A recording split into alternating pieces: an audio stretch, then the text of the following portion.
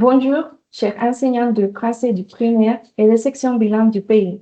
Nous vous souhaitons la bienvenue à ce webinaire organisé par le ministère de l'Éducation publique dans le cadre de la formation continue 2026. Nous vous remercions pour votre participation et nous vous souhaitons une activité vraiment enrichissante. Le webinaire que nous partageons aujourd'hui s'intitule « Les projets culturels en classe de FLE comme stratégie globale pour un enseignement significatif, inclusif et motivant pour les apprenants ». Cet espace de formation a pour objectif de renforcer le travail du personnel éducatif en répondant aux besoins identifiés dans la pratique quotidienne et en contribuant à un bon début de l'année scolaire, avec des bases solides pour la gestion institutionnelle et pour l'apprentissage des élèves. Moi, je suis Marilyn Araga Brenes, conseillère nationale du français en primaire. Le déroulement de l'événement sera comme ça. Premièrement, la présentation principale de la formation assurée par la spécialiste Marion Lecardonnet. Ensuite, nous vous proposerons une activité ludique comme tâche finale. À toutes les personnes participantes, nous vous demandons, s'il vous plaît, de remplir le registre de présence qui se trouve dans le chat à partir de maintenant. Alors, pour continuer, aujourd'hui, j'ai le plaisir de vous présenter Marion Lecardonnet. Elle est formée en enseignement du français langue étrangère et en gestion culturelle internationale. Depuis plus de 20 ans, elle travaille comme directrice au sein du réseau des Alliances françaises en Amérique latine et dans la Caraïbe. Très engagée dans le dialogue culturel, elle développe des projets en éducation artistique, en médiation culturelle et dans l'enseignement du français à l'étranger. Ces dernières années, Marion s'est également spécialisée dans la responsabilité sociale des organisations. Elle conçoit des projets qui favorisent le respect du vivant et l'éducation à la citoyenneté, en mettant l'accent sur l'environnement et les droits humains. Pour elle, la langue française et la culture sont des outils essentiels pour promouvoir une société plus juste et pour transmettre aux jeunes les valeurs du vivre ensemble.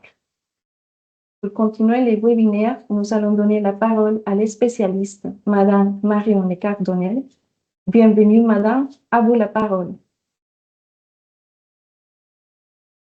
Bonjour, merci beaucoup Marilyn pour cette présentation.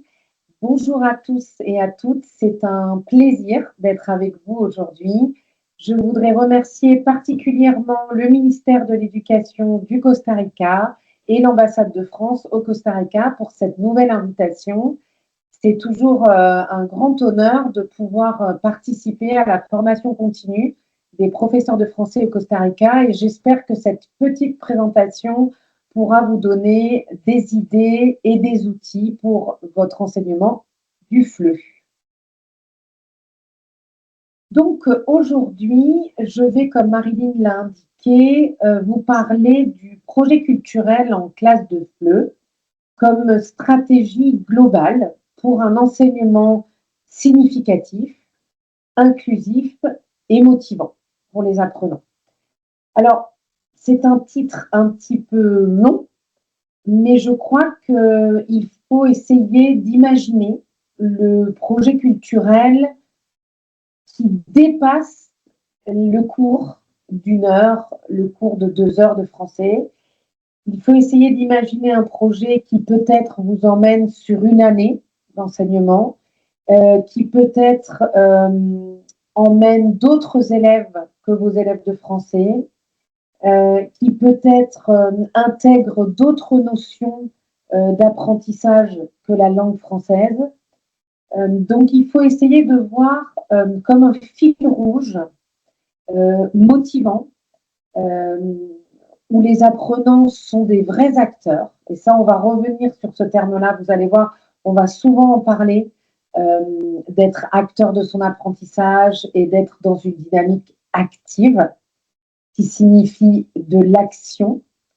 Voilà, c'est un petit peu l'idée, c'est d'avoir ce fil rouge, d'avoir un projet motivant et impliquant au maximum tous les apprenants. Alors, on va voir ensemble un petit peu en première partie la définition et puis ensuite on verra ensemble des exemples concrets. Je vous parlerai d'expériences qui ont eu déjà lieu en classe. Ça va sûrement faire écho à des pratiques que vous avez déjà et j'espère pour d'autres, ça va peut-être ouvrir de nouveaux horizons.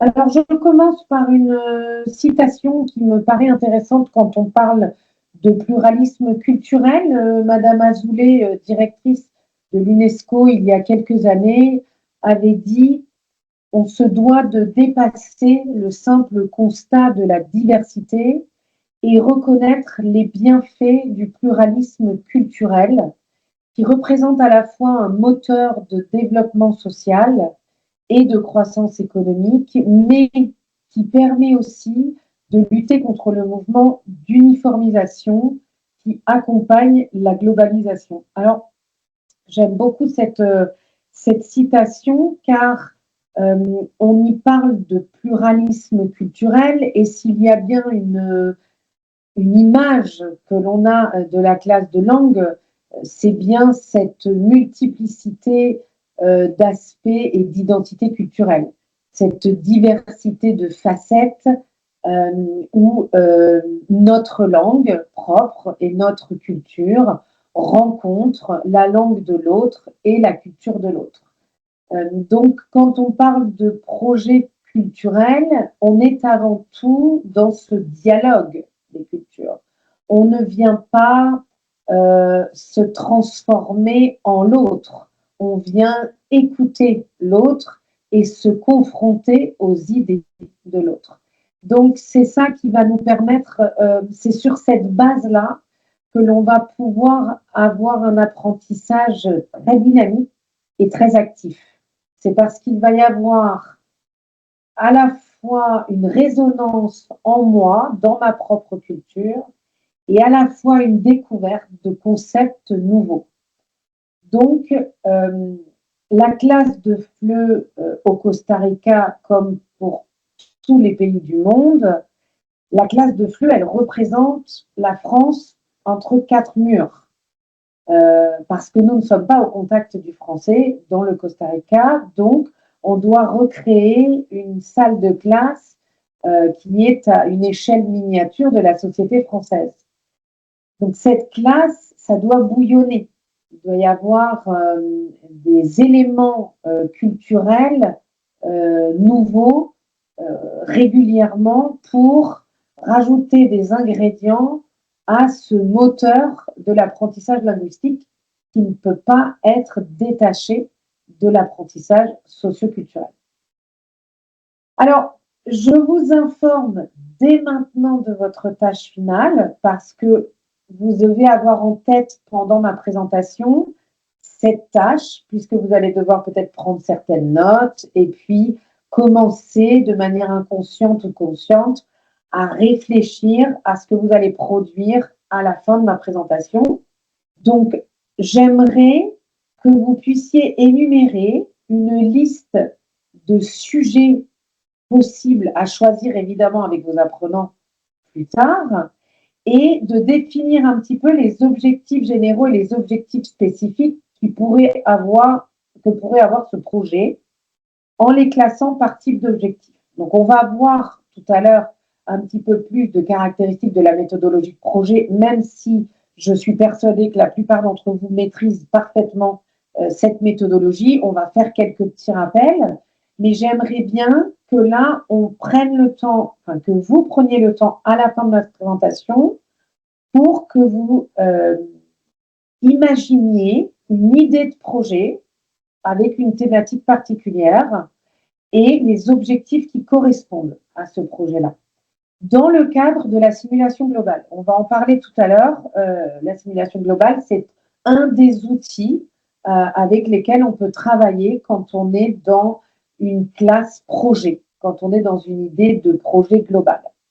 Voilà, donc au final de cette tâche, vous définirez aussi les critères d'évaluation et vous respecterez la méthode SMART pour les objectifs. Mais tout ça, on va le voir tout à l'heure. Et je vous rappellerai la tâche finale aussi à la fin de ma présentation.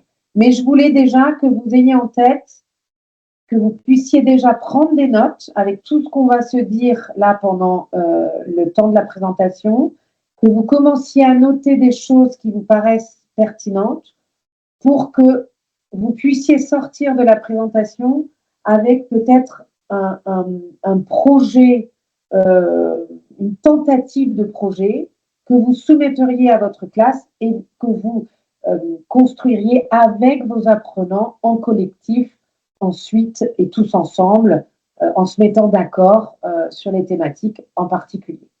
Voilà, donc ça c'était la petite parenthèse tâche finale. Maintenant on va commencer avec quelques notions, en l'occurrence la notion de pédagogie de projet avec un petit peu peut-être de théorie.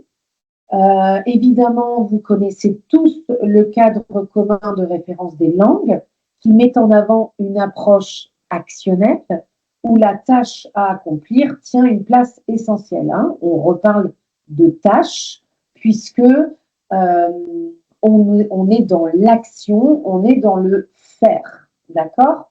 Donc, c'est en ça que ça va être intéressant le projet culturel et la pédagogie de projet de manière plus générale. C'est parce qu'on met les mains à la pâte. On est dans de l'action. Et ce qui concerne cette pédagogie de projet qui peut des fois être définie comme plus ludique, attention, ça ne signifie pas pour autant moins réfléchi. D'accord? On a peut-être plus d'enthousiasme, il y a peut-être plus de vie, plus de participation, parce que quand on s'implique dans un projet, on a son mot à dire et on a envie d'exister en tant qu'apprenant, mais aussi en tant que gestionnaire de projet.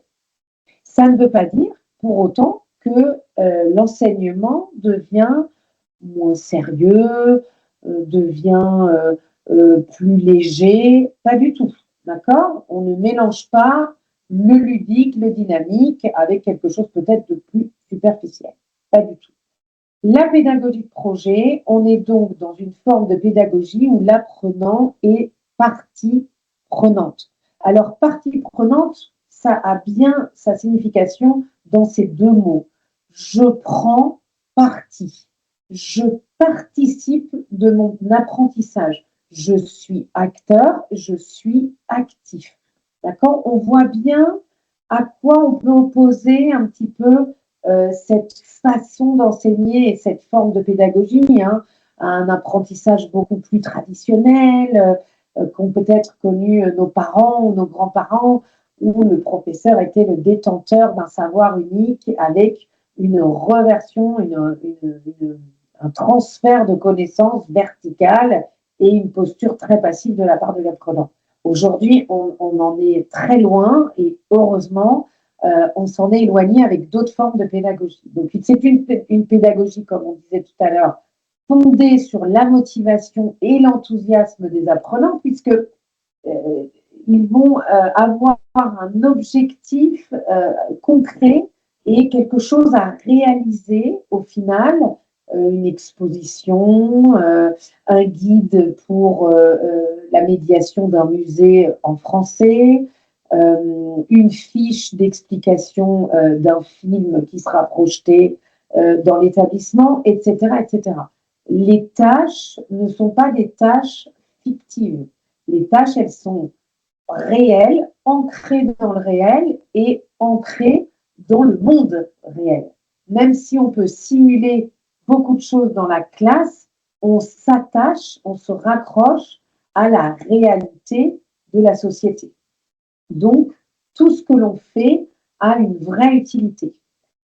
Les élèves peuvent donc s'engager et jouer un rôle d'actant, hein, comme on disait tout à l'heure. On parle vraiment action, actif, actant. On entend bien ce mouvement perpétuel. Donc voilà, cette approche actionnelle, elle permet de mettre l'accent sur les tâches à réaliser à l'intérieur d'un gros projet, mais elle suscite aussi l'interaction entre les apprenants, ce qui évidemment stimule le développement de la langue. En gros, l'approche actionnelle, elle répond à tous les objectifs d'une classe. Alors, on a plusieurs fonctions dans cette pédagogie de projet. On a une fonction synergique parce que le projet, il implique et il engage les apprenants, notamment les élèves en difficulté, avec lesquels on se demande toujours comment intégrer et comment adapter nos classes. On sait très bien que la fonction de groupe et le travail collectif permet à tous les niveaux d'être complémentaires et de bien travailler ensemble. Donc, on a une fonction synergique, de synergie. Ensuite, on a une fonction sociabilisante, puisqu'évidemment, on amène les apprenants à s'envisager comme partenaires, puisqu'ils vont travailler ensemble sur un produit final collectif.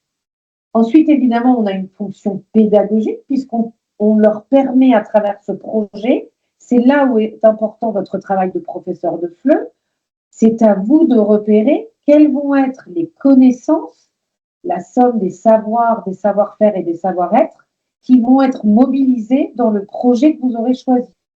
Donc, dans la tâche finale de tout à l'heure, il va falloir réfléchir.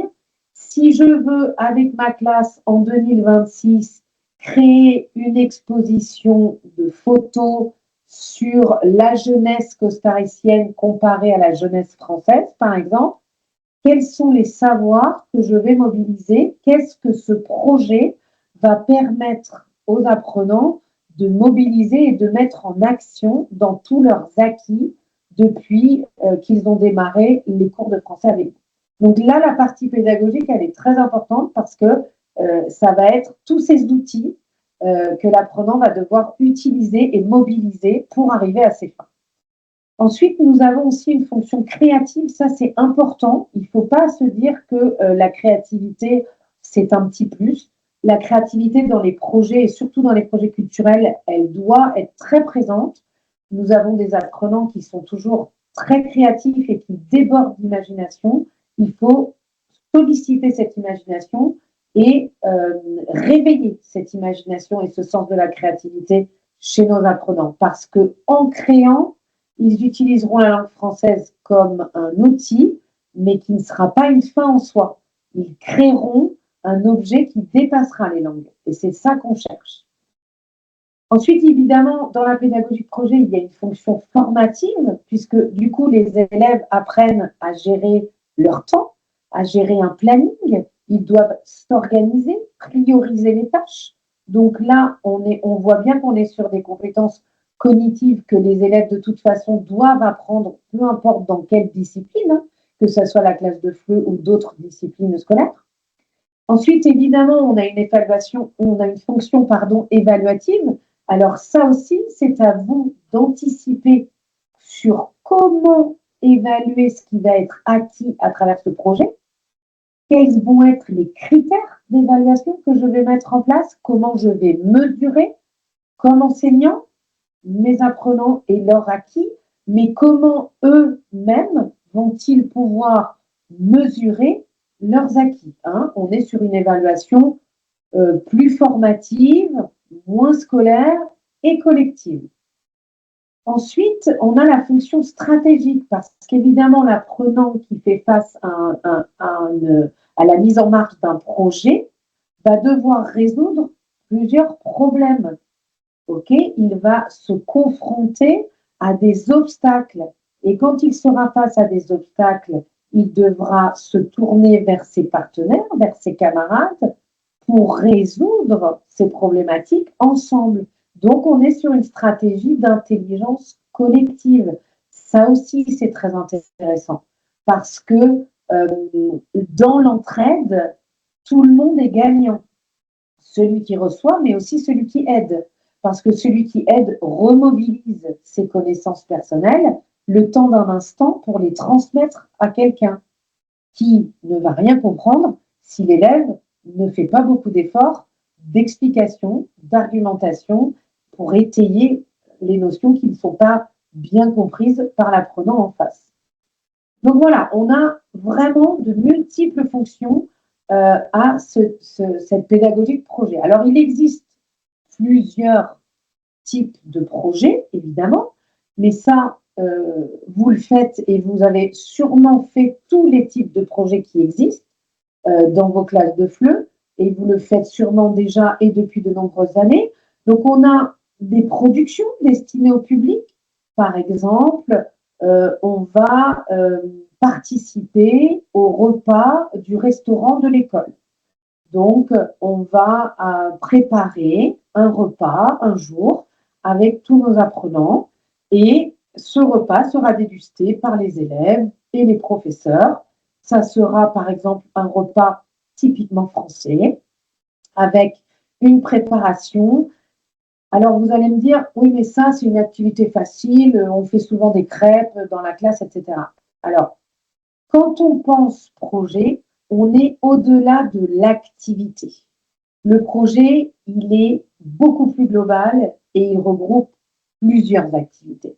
Pour préparer un repas à la cantine de l'école, par exemple, on va en amont travailler sur beaucoup de supports écrits, de rédaction, de lecture de recettes, d'enquêtes pour connaître plus ou moins les goûts des élèves, peut-être aussi d'analyse s'il y a certains qui sont allergiques à certains produits.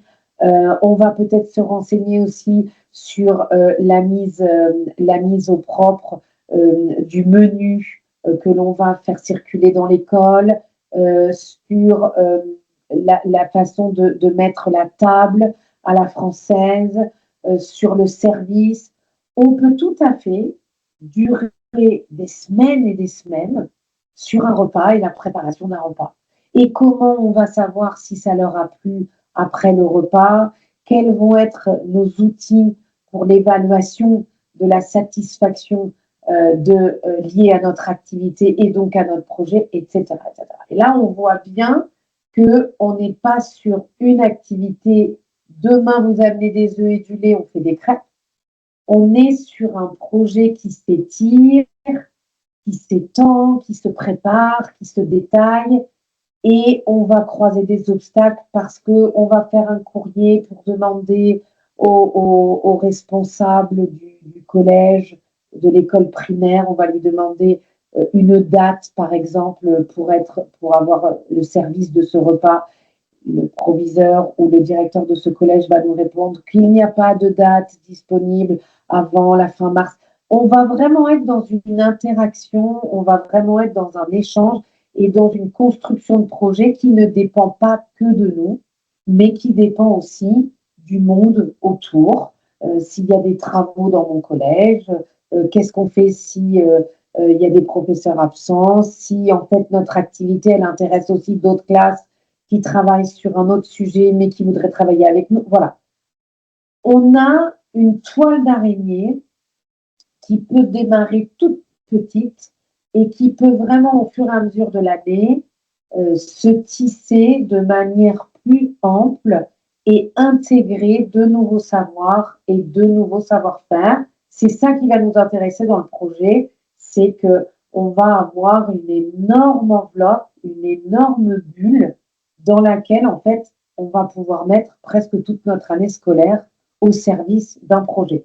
Donc voilà, les productions destinées au public, ça peut être aussi, comme on le disait tout à l'heure, par exemple une exposition. Si vous faites une exposition dans l'école qui peut être destinée aux parents d'élèves, voilà, ça peut être dans tous les cas un objet qui va être vu et connu des autres. Donc ça, c'est un premier type de projet qui va donc être destiné au public. Un deuxième type de projet qui marche très bien aussi et qui peut faire l'objet d'une durée assez longue tout en intégrant plein de compétences variées des élèves, c'est les productions médiatiques. Alors, il y a plein de possibilités avec les productions médiatiques. Là, je vous ai mis un exemple d'un roman photo. Je ne sais pas si vous avez déjà fait des romans photos avec les élèves, mais ça, c'est vraiment des projets très intéressants et ça permet d'être en action et ça permet d'intégrer toutes les compétences et tout le programme de l'année par rapport aux objectifs sociolinguistiques, puisqu'on est complètement libre du scénario, de l'histoire et de la thématique. Alors, le roman photo, vous avez là des compétences qu'on peut voir hein, quand on regarde un roman photo. On peut voir aussitôt les compétences que ça va solliciter, déjà des compétences techniques, la prise de photos, les compétences au niveau de la mise en scène, du décor, du maquillage si besoin, des déguisements, de l'habillement, du matériel que l'on veut utiliser pour avoir ces petites scènes prises en photo. Et ensuite, on a toute la partie lexicale, toute la partie linguistique, grammaticale, puisque on va venir coller des dialogues et on va avoir écrit un scénario en amont pour raconter une histoire à travers ces photos. Donc, on a le pouvoir de l'image lié au pouvoir des mots. Donc, on a des mises en scène qui peuvent être, pour le coup, très ludiques et qui marchent très, très bien avec les enfants, puisqu'on est un petit peu sur des techniques théâtrales.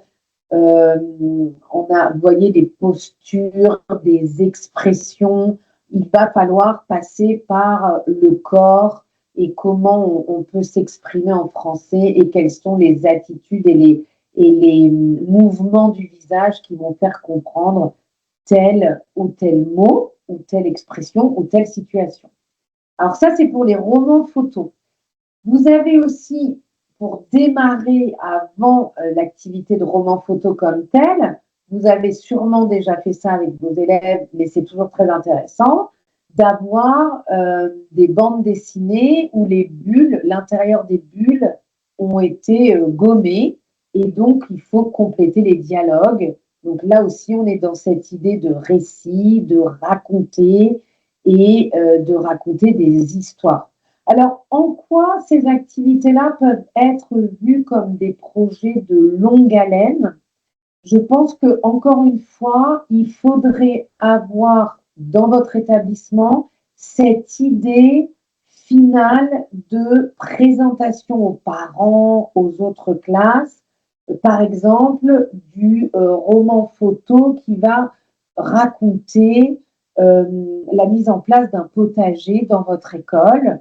Bon, bah, c'est la classe de français qui va s'en charger et qui va raconter ça sous forme de roman photo au lieu d'une exposition plus classique. Voilà. Il faut partir d'un vrai besoin. J'insiste là-dessus parce que la motivation ancrée au réel sera d'autant plus forte si on part d'un besoin ancré dans la vérité et l'instant réel de l'établissement où on travaille. D'accord? Je parlais des travaux tout à l'heure. Un collège qui a une partie de son établissement, de son infrastructure en travaux, ça peut aussi faire l'objet d'un reportage, d'un montage photo, d'un petit film pour documenter l'intégralité des travaux dans le collège en expliquant avant, pendant et après comment ça s'est passé, qu'est-ce qui s'est passé, qu'est-ce qu'il y a eu comme problème, qu'est-ce qui a bien été réussi, etc., etc. Donc, on voit bien qu'on va utiliser n'importe quel prétexte pour faire naître un projet. D'accord? Donc là, on vous a listé quelques idées, évidemment, faire des petits films, des courts-métrages, des montages diapos hein, avec des présentations, comme pour les exposés, des pièces de théâtre, des petites scénettes, des expositions, on en a parlé. On peut aussi faire des blogs d'écriture avec des petits sites internet où on raconte notre classe de français, qu'est-ce qui s'y passe toutes les semaines. On peut aussi écrire des nouvelles à plusieurs mains, hein, écrire des histoires à plusieurs et publier ces petits recueils d'histoires, par exemple, pour être diffusés dans les établissements qui enseignent le français au Costa Rica. Voilà, tout ça, c'est des idées qui sont liées au projet médiatique, d'accord, où on va utiliser un média numérique en général ou papier, mais où on va être dans une transmission d'informations. Ensuite, nous avons aussi les actions qui sont tournées vers le groupe lui-même, mais tout en favorisant un contact avec le monde extérieur. Donc là, on va le voir un petit peu tout à l'heure, c'est ce qu'on appelle aussi la médiation hors les murs, c'est-à-dire qu'on sort de la classe et on part en voyage, on part à la découverte d'un musée, on part à la découverte d'un espace naturel, d'une entreprise, on va déplacer notre classe à l'extérieur. On peut aussi parler de la classe dehors, mais je vais vous en reparler un petit peu plus tard quand on va parler des espaces naturels. Alors, pour ce qui est de la pédagogie de projet, évidemment, il y a 3 grandes étapes. Cette liste n'est pas exhaustive. On prépare le projet en 3 phases distinctes. On choisit le projet en commun. Donc, ce fameux remue-ménage, ce brainstorming, cette lluvia de ideas initiale, elle est importante, d'accord? Parce que là, c'est le collectif qui parle. On va tous et toutes émettre des idées de projet qui nous paraissent intéressantes et ensuite, on va argumenter et on va choisir ensemble. Non, moi, ça ne m'intéresse pas de travailler sur ton projet. Je préférerais travailler sur le projet de mon autre camarade parce que je pense que, etc., etc. On va être dans une argumentation, dans un vrai choix du projet en posant une vraie réflexion autour de ça. Et puis, on va identifier les ressources et l'organisation du travail. Parce qu'évidemment, on ne va pas pouvoir se lancer dans des projets qui vont être surmesurés, des projets qui vont dépasser notre cadre technique et qui ne pourront pas être mis en place. D'accord? Donc, il va falloir choisir un projet réaliste, faisable. Ensuite, évidemment, la deuxième phase où on exécute le projet. Alors là, on élabore des documents, on synthétise les contributions et on a une réalisation finale. D'accord? On a toujours une réalisation finale. On a, si c'est un podcast qu'on va faire tous les mois, on produit un podcast qu'on enregistre. Si on fait un petit court-métrage sur les travaux dans notre école, on va avoir un petit court-métrage à présenter à l'ensemble de l'école à la fin de l'année.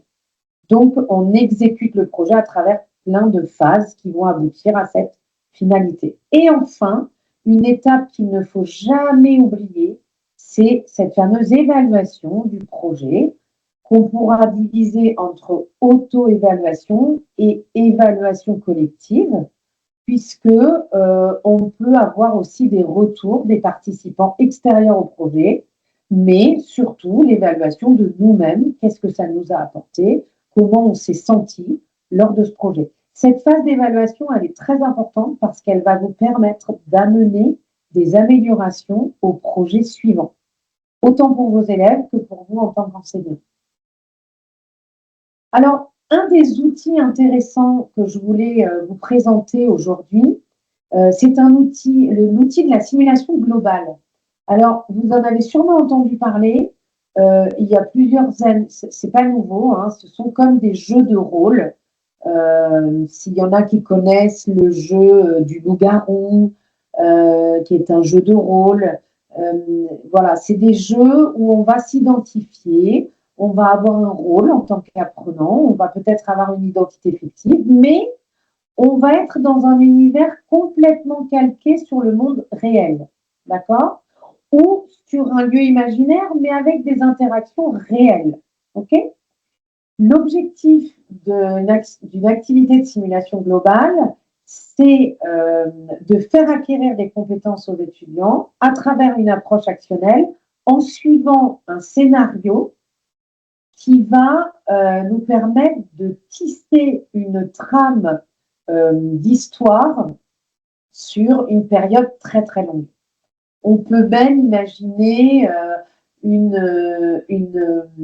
simulation globale qui durerait toutes les années primaires de la classe de français, 3 ans, 4 ans, 5 ans. Vous allez voir pourquoi. On a plusieurs thématiques. On peut recréer un village, on peut recréer un immeuble.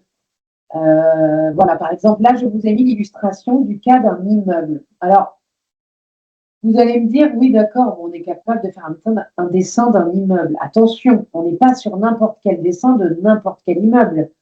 On est là sur le dessin par les élèves d'une classe de l'immeuble qu'ils ont choisi d'habiter. C'est-à-dire que les personnages que vous voyez là, là et là, ils ont tous une vie sociale, une vie avec une identité, des projets, des rêves, et ils communiquent d'un étage à l'autre et ils communiquent aussi avec le monde extérieur. Donc cet immeuble, ça devient votre classe. Votre classe devient l'immeuble. Et pour ceux qui souhaiteraient aller plus loin, d'ailleurs, je vous recommande l'ouvrage qui s'appelle L'immeuble, que vous trouverez facilement sur Internet. Dans cette pédagogie de simulation globale, on peut recréer tout un monde parce que souvent, vous le dites, et c'est pas évident, d'enseigner le français, comme on disait tout à l'heure, à des apprenants qui vont être en situation linguistique hispanophone, puisqu'ils ne sont pas en immersion dans un contexte linguistique français. Donc, là, ce qui est intéressant, c'est que vous allez recréer une vie française dans les quatre murs de votre classe. Ce dont on parlait tout à l'heure, de comment recréer dans votre classe cette société simulée en langue française. Hein. Toute la difficulté, tout est là. Donc, ces lieux comme l'immeuble, comme on peut voir aussi une école, ça peut être aussi une école française où il y aurait plusieurs professeurs, il se passerait plein d'histoires. Bref, vous choisissez un endroit fixe qui va être le lieu de regroupement de vos personnages et avec lequel va échanger au sein de la société des actes de langue régulièrement à l'écrit comme à l'oral. Donc, comment ça se déroule? Premièrement, vous construisez votre décor. Vous construisez les personnages, leurs identités. Là, on voit bien dans le dessin que chacun a une vie différente. Au rez-de-chaussée, on nous dit la gardienne. La gardienne, elle habite avec son chat. A priori, la gardienne habite toute seule avec son chat. Donc, ça ne va pas du tout être la même histoire pour la gardienne que pour la famille du premier étage qui a déjà 2 enfants en bas âge. Vous voyez un petit peu, on a les caractéristiques et l'imaginaire de la vie de ces personnages. Ensuite, on personnalise la décoration. En deuxième étape, on va peut-être pouvoir faire des collages. On va s'inspirer dans les magazines de comment va être notre immeuble, comment vont être nos personnages, à quoi ils vont ressembler. En troisième partie, on va mettre des écrits, on va parsemer notre immeuble. Ça peut être aussi une maquette, si vous avez des talents d'architecte dans vos classes.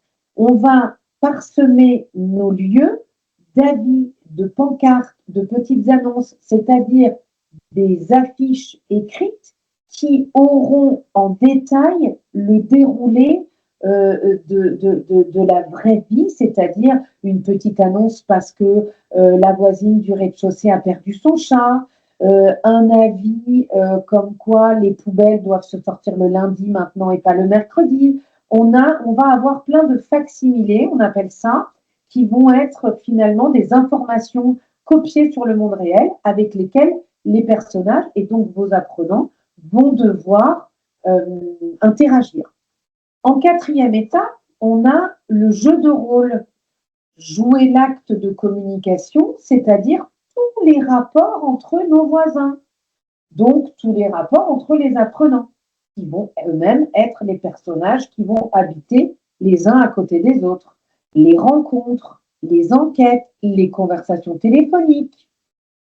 Ensuite, on a la partie romanesque. Chaque personnage a son histoire.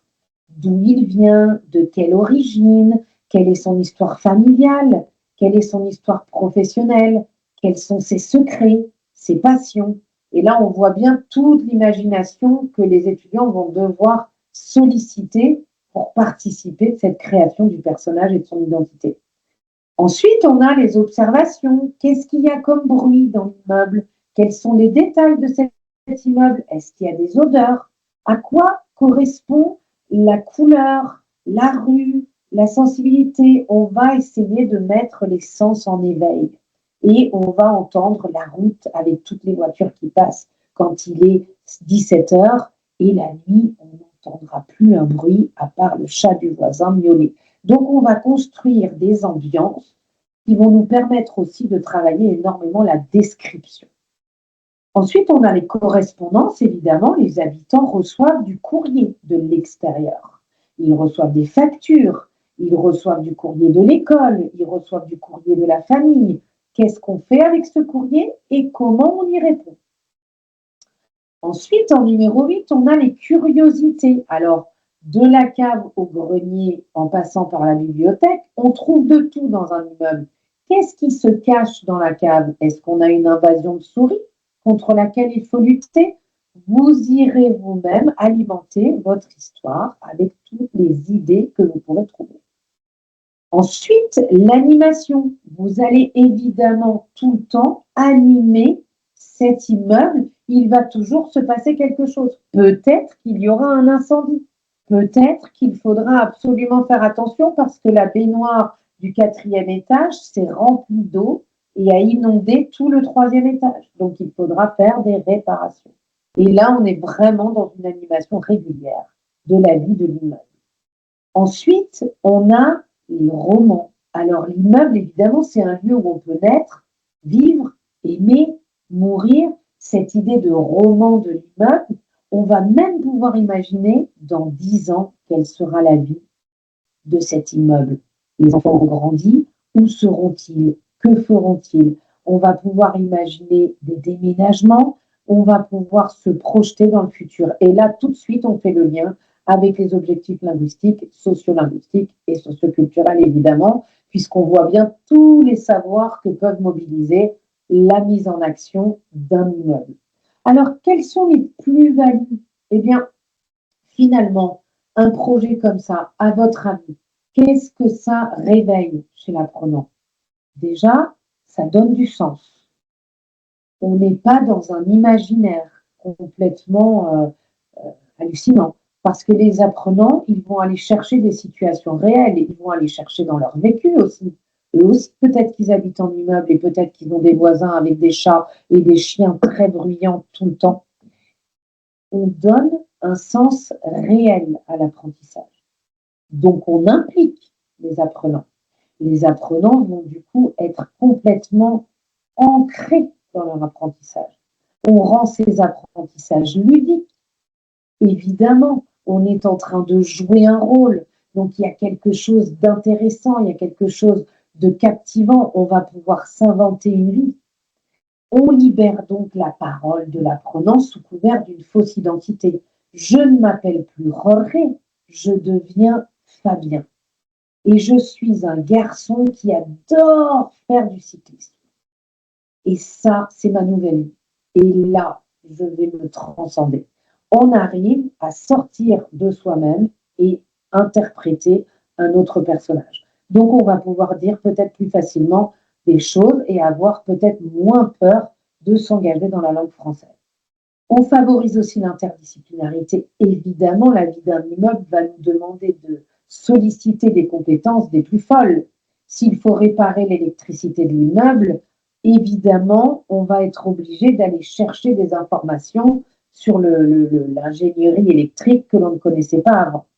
On va aussi utiliser les nouvelles technologies puisque dans la simulation globale, vous pouvez tout à fait utiliser des applications. Je vous les ai mises à la fin de ma présentation. Je vous ai mis pas mal de sites internet ressources pour utiliser des applications pour construire les décors de votre immeuble, pour simuler un petit peu comme un jeu vidéo, même si vous pouvez faire aussi tout ce projet-là avec des feutres, des affiches, et des grandes feuilles de papier.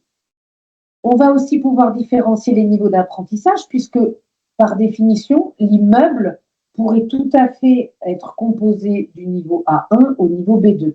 D'ailleurs, vous avez remarqué que je ne parle pas de niveau CECR dans les projets depuis le début, puisque vous pourrez adapter chaque projet à chaque niveau. Il n'y a pas un projet que les débutants ne pourraient pas faire. Il suffit juste d'adapter les actes de langage à leur niveau. Si vous faites un immeuble avec des A1, évidemment, vous serez sur la rédaction des courriers simples, avec des présentations de personnages simples et qui décriront petit à petit une vie de plus en plus complexe.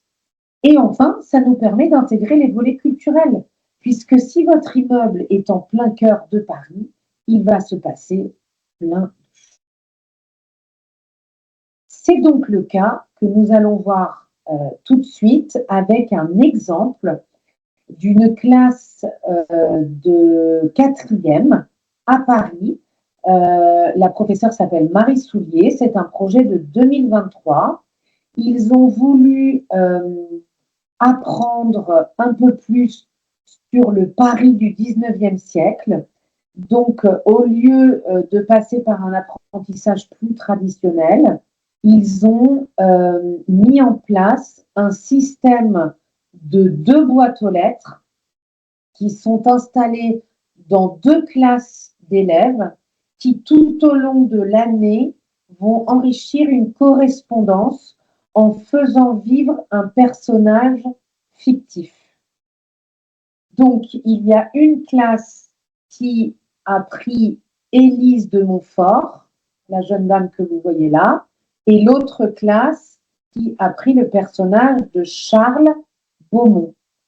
Ce sont des voisins qui habitent au 24 et 24 bis, boulevard Haussmann. Ils habitent donc dans le même immeuble, mais pas dans le même appartement. Ils sont dans 2 appartements collés l'un à l'autre. Ils ne se connaissent pas encore, mais ils vont se rencontrer en septembre 1875. Ils vont entretenir une correspondance très riche et ils vont nous faire découvrir la vie parisienne de cette époque. Donc là, on a une simulation globale sur un exemple de 2 voisins qui ne se connaissent pas encore et qui vont se découvrir grâce à la rédaction de la correspondance de chacune des groupes d'élèves qui iront poster dans la boîte aux lettres de chaque classe régulièrement une lettre. Alors, en plus des lettres qui vont être écrites par vos étudiants, vous, en tant que professeur, vous allez amener des événements qui sont en lien avec la ville de Paris à cette époque. Donc, on vous dit bien là, les classes feront évoluer librement les vies de ces personnages, mais de temps en temps, des petits billets de presse, on voit bien là, on vous a recopié les petits billets de presse de l'époque, hein, vous voyez là, on vous a recopié le journal du matin, le Télégraphe. Ces petits billets de presse vont évoquer des faits d'actualité qui se seront glissés dans les boîtes aux lettres. Et là, avec ces faits d'actualité, vos apprenants vont devoir référer à ces contextes de société du 19e siècle dans leurs lettres aux voisins et à la voisine. Donc, par exemple, alors ça a été fait sur Geniali, hein, cette petite présentation par la professeure Marie Soulier. Par exemple, le premier petit billet de presse, on vous dit « Paris accueille l'exposition universelle ». Alors, l'exposition universelle de Paris, vous vous rappelez, à l'époque, c'est le monde entier qui vient présenter une particularité, une infrastructure, un objet d'art de sa culture. Donc, ça envahit Paris avec des constructions. C'est dans ce cadre que la Tour Eiffel est construite. Qu'est-ce que ça va produire dans les missives que vos apprenants devront écrire? Ou alors, par exemple, nous avons une fusillade rue des Bouchers. Nous avons Victor Hugo qui fait un discours dénonçant la guerre. Nous avons une exposition d'impressionnistes, etc., etc. Émile Zola sort son roman Une page d'amour. Donc nous voyons bien là, on est dans le Paris du 19e siècle, hein, on n'est pas en 2026, mais on a des faits d'actualité qui viennent alimenter l'histoire qui se passe autour de vos deux personnages initiaux, Élise et Charles. D'accord? Reste à charge de vos apprenants d'imaginer tout ce qu'il va pouvoir se produire entre ces deux personnages. Le cas numéro 2, pour le coup, est beaucoup moins réel. C'est le cas de l'île déserte. Alors là, vous avez dans votre salle de classe un groupe d'élèves qui partent en voyage et qui font naufrage sur une île déserte.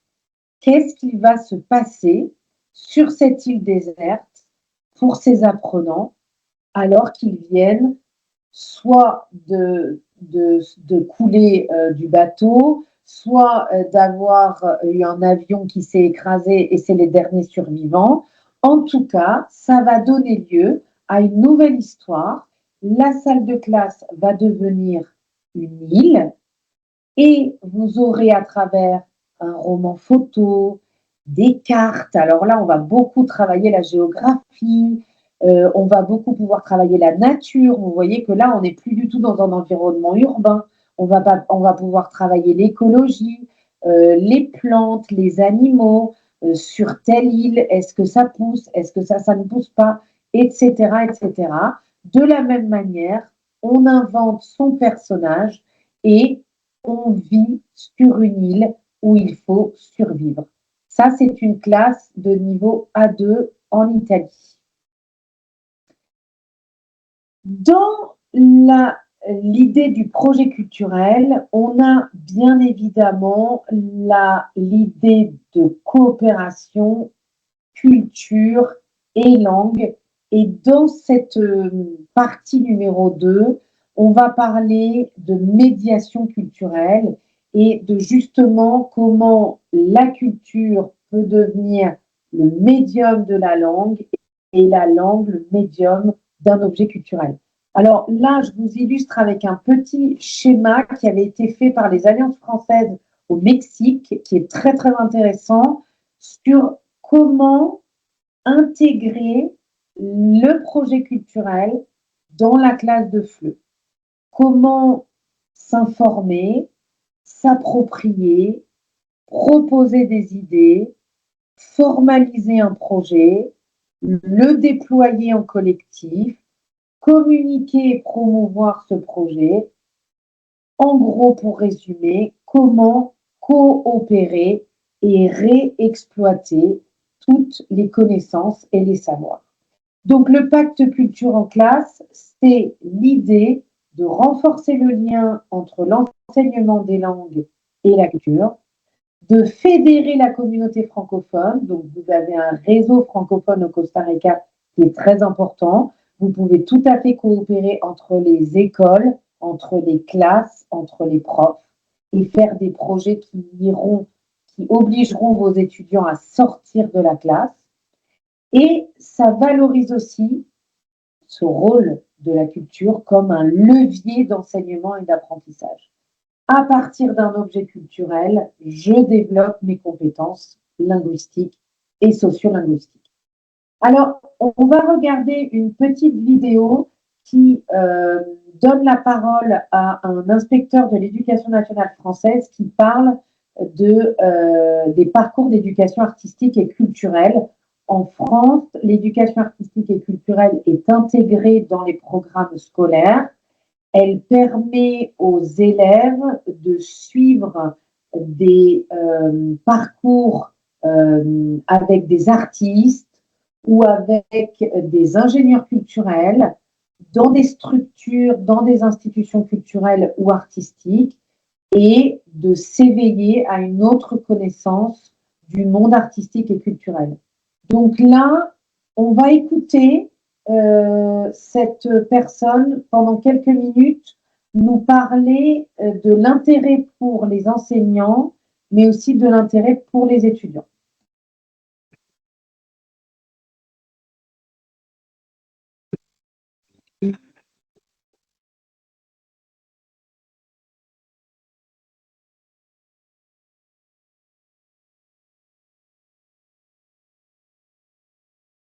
Alors, je peux vous répondre de deux points de vue, du point de vue des professeurs et du point de vue des élèves.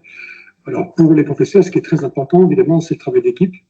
C'est que les enseignants eux-mêmes bouleversent leur pratique en étant eux-mêmes des gens cultivés, sensibles à l'art, qu'ils sachent travailler en équipe, qu'ils s'entourent aussi de partenaires, et puis qu'ils aient une vision très ouverte à la fois de défense, évidemment, du patrimoine et de la culture française et des artistes français. C'est pas rien par rapport à la culture universelle, mais qu'en même temps, il y a une ouverture et des échanges entre cultures, ce qui correspond un peu aux missions de la mission de la française, d'ailleurs. Et puis, du point de vue de l'élève, ben, c'est voir l'élève autrement. C'est voir l'élève comme une personne sensible, imaginer qu'il est capable de réception rigoureuse intellectuellement, capable d'émotion qu'on libère, et puis capable lui-même de créativité, de rentrer dans des démarches de production artistique qui lui permettent de s'épanouir et puis de vivre son humanité en relation avec ses camarades. Donc, c'est ces deux domaines profondément humanistes, l'art et la culture, et puis l'école se doit de transmettre en fait cet héritage. C'est ce qui me paraît vraiment essentiel.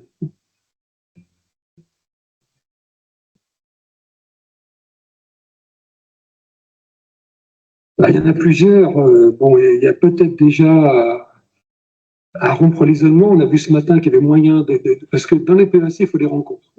Évidemment, la rencontre essentielle, c'est la rencontre avec des œuvres. Bon, c'est quand même très intéressant d'avoir les artistes vivants qui prennent contact avec les enfants. C'est peut-être difficile dans les écoles isolées, mais bon, je reste persuadé que l'œuvre prime sur l'artiste. Donc, en fait, les rencontres sont tout à fait possibles. Et on a vu, par exemple, des systèmes d'artistes en résidence par Internet. Hein. Hein. Donc là, on a bien vu l'importance du positionnement du professeur et du positionnement de l'élève, parce que là, on voit bien l'apprenant devient un être sensible, comme il a été dit là, avec une intelligence artistique et une fibre créative. Et donc là, on réveille ce potentiel de créativité chez l'apprenant qui vient découvrir une œuvre d'art, un objet culturel, ou qui vient s'impliquer dans un projet culturel, qui va lui permettre finalement de mettre une distance entre l'apprentissage de la langue et lui-même, puisque on va utiliser l'art et la culture pour s'immerger dans un autre contexte avec finalement un autre objectif pour l'apprenant qui va être de découvrir un objet d'art. Et si ça doit passer par la langue française, ça passe par la langue française, mais la finalité n'est plus celle-là. Donc là, il y a beaucoup d'intérêt pour les professeurs. Déjà, un travail d'équipe, hein, comme il l'a dit. On bouleverse les pratiques. On a des partenaires artistiques. On s'entoure d'artistes. On s'entoure d'institutions culturelles. On s'entoure d'écoles d'art. On a aussi évidemment la possibilité de défendre et de montrer notre patrimoine culturel français, patrimoine culturel francophone, mais, et j'insiste aussi, sur le patrimoine culturel du Costa Rica, qui va pouvoir être analysé, observé, entendu dans la langue française, expliqué à travers la langue française. On n'est pas obligé de se focaliser sur un projet culturel franco-français. On a aussi autour de nous, dans les écoles où on est, que ce soit au Costa Rica, en Inde ou au Japon, on a peut-être des objets culturels que l'on a envie d'évaluer, d'analyser, mais on va le faire en langue française, au lieu de le faire dans notre langue maternelle. Donc, on va encore avoir, encore une fois, une médiation entre nous et la langue. L'intérêt, évidemment, pour les apprenants, c'est qu'on les voit comme des personnes sensibles, capables d'émotion et capables d'exprimer un potentiel créatif très intéressant. Alors évidemment, les résidences artistiques, les contacts avec les œuvres, les visites dans les musées, mais vous pouvez aussi faire venir l'art dans vos écoles. Et vous pouvez faire des partenariats avec des petits musées pour qu'ils vous prêtent des œuvres. Ou s'il y a des parents d'élèves qui sont artistes, organiser des expositions dans l'école. Voilà, tout cela, ça nous amène au concept de médiation culturelle.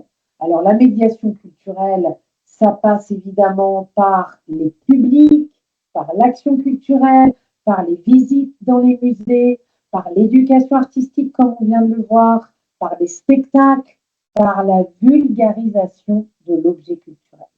On va rendre accessible un objet d'art dans la langue française avec nos apprenants pour expliquer un peu plus du monde dans lequel on vit.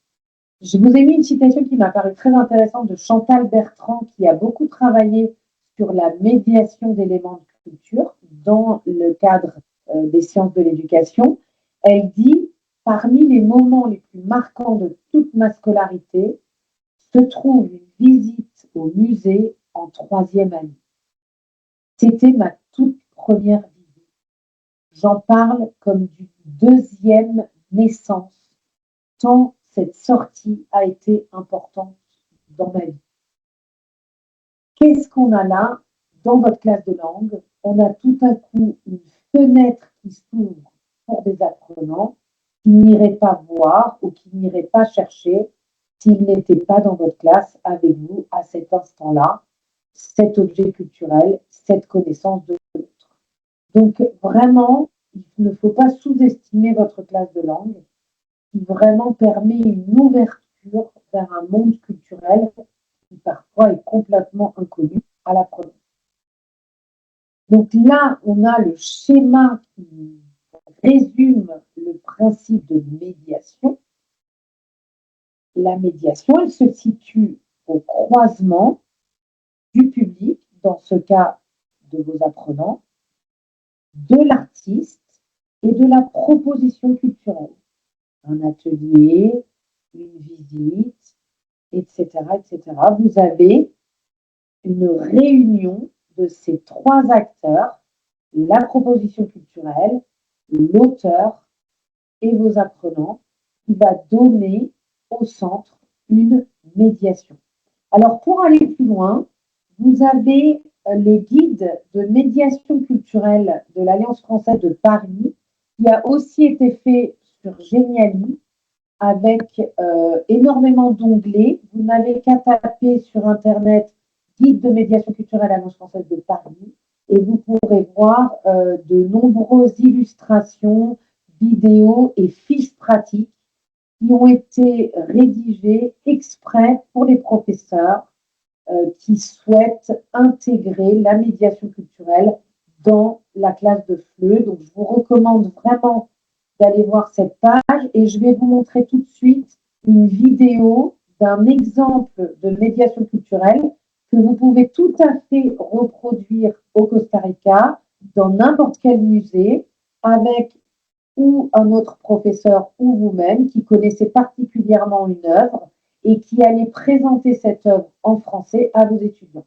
Donc c'est un exemple de médiation culturelle hors les murs.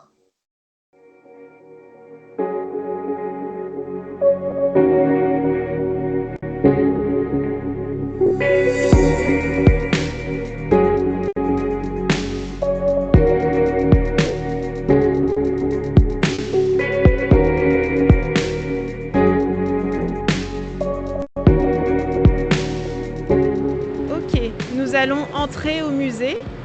Avant la visite, il est obligatoire de passer un portique. C'est une porte de sécurité et d'ouvrir les sacs. Si vous avez des objets métalliques comme des clés ou électroniques comme votre téléphone portable, mettez-les dans votre sac. D'accord ? Et bien sûr, il est obligatoire de porter le masque. On y va ?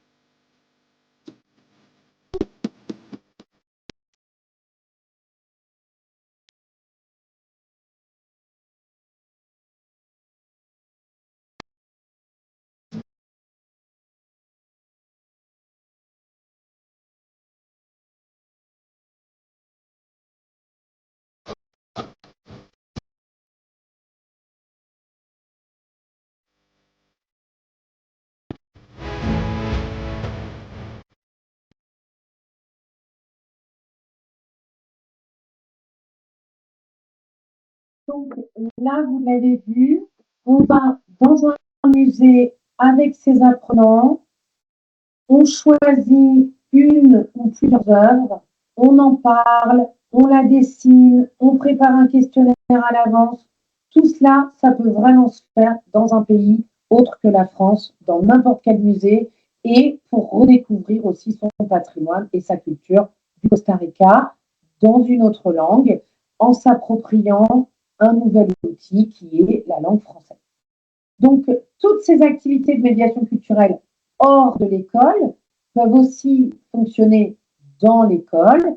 Par exemple, on va pouvoir faire une rencontre littéraire avec une écrivaine, on va pouvoir faire un atelier de dégustation à la découverte de fromages de France, on va pouvoir faire tout ce type d'ateliers qui vont pouvoir rentrer dans un programme plus large de médiation culturelle à l'intérieur de notre classe de français. Alors voilà, maintenant vous avez vu tous les exemples et tous les outils que j'avais à vous montrer. Évidemment, il en existe plein d'autres. Là, on va un petit peu faire un résumé au final de la méthodologie de projet parce que je voudrais qu'à la fin de cette présentation, vous puissiez refaire une fiche projet, comme on a dit au début, en tâche finale. Donc, on va revoir tous les éléments de la méthodologie de projet rapidement. Vous vous rappelez de ce qu'on a dit au départ. On décrit notre projet, on contextualise le projet. Pourquoi on veut faire ce projet? Ça, vos apprenants, ils vont évidemment avoir besoin de ce pourquoi. Ils vont même pouvoir y répondre si c'est eux qui sont à l'origine du projet. Quels sont les publics visés? Est-ce qu'on va le faire qu'avec notre classe ou est-ce qu'on va le faire avec toutes les classes de l'établissement? Quels sont les objectifs du projet? Quels sont tous les projets pédagogiques liés? Par exemple, est-ce qu'il va y avoir des ateliers d'écriture, des rencontres avec l'artiste? Quels sont les moyens dont on a besoin? La faisabilité du projet? Est-ce qu'on a besoin de matériel? Est-ce qu'on a besoin de finances? Est-ce qu'il va falloir acheter des choses? Quels sont les risques et les contraintes? Ça, il faut penser à anticiper les risques et les contraintes afin de mieux les résoudre. Le rétroplanning avec le calendrier de réalisation, les phases de communication, à qui on communique, pourquoi, et les indicateurs qui vont nous permettre d'évaluer le projet. Dans la construction de votre projet, en suivant ces grilles, plus ou moins à la lettre, ce n'est pas du tout une liste exhaustive de contenu de la méthodologie d'un projet, mais c'est le minimum.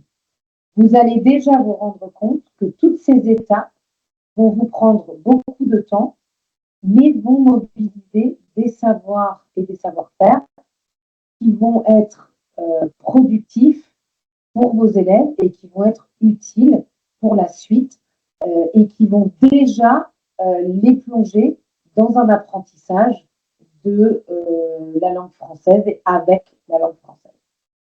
Alors, une petite parenthèse pour les objectifs. Si vous voulez toujours avoir des objectifs pertinents, utilisez la méthode SMART.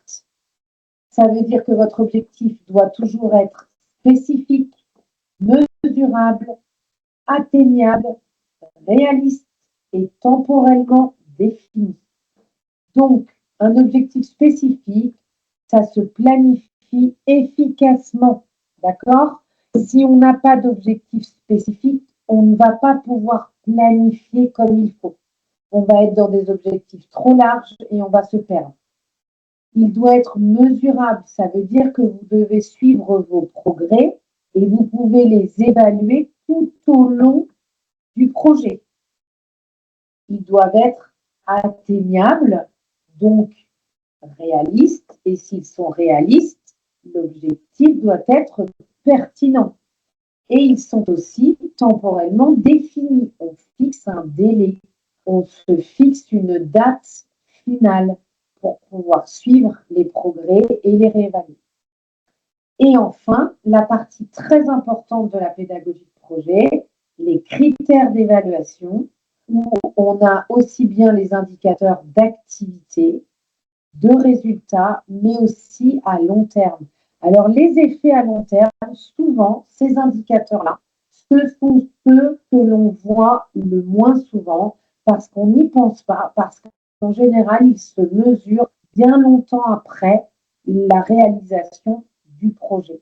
Mais ils sont tout aussi importants.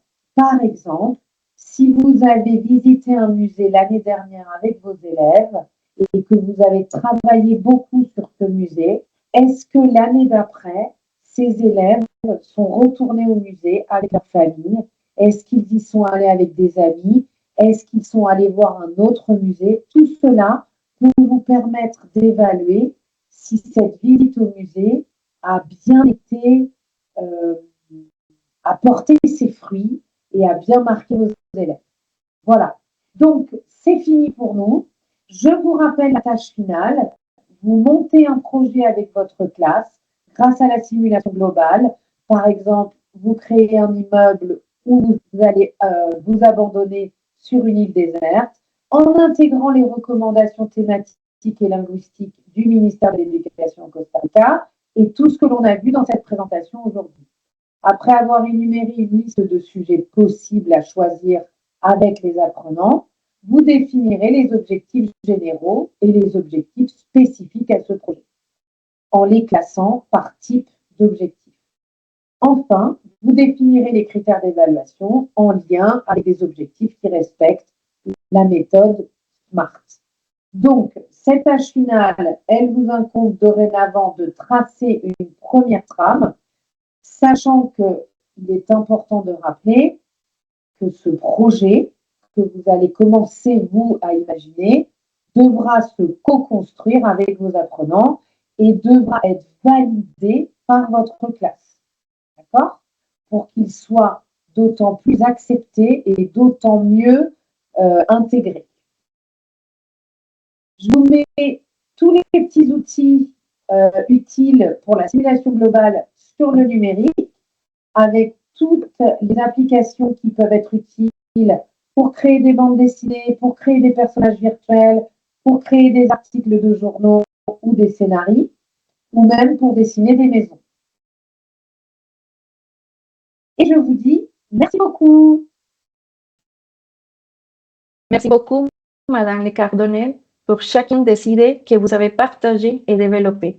Bref, je retiens que le projet culturel et l'approche actionnelle permettent de transformer la classe de FLE dans un espace vivant où les élèves deviennent de véritables acteurs de leur apprentissage. Merci et à toutes les personnes du ministère de l'Éducation publique qui ont profité de ce webinaire pour actualiser leurs connaissances. Et bon, la fiche projet comme tâche finale peut être envoyée à l'adresse suivante: marilyn.araya.brenes@mep.com ou bien dans les liens fournis ici. Et nous sommes à la fin de cette présentation. Encore une fois, nous remercions les spécialistes pour son temps et pour sa précieuse participation à cette journée de formation au Costa Rica, mais aussi à l'ambassade de France et l'ESCAC. Je vous souhaite à toutes et à tous une excellente continuation. À très bientôt. Merci.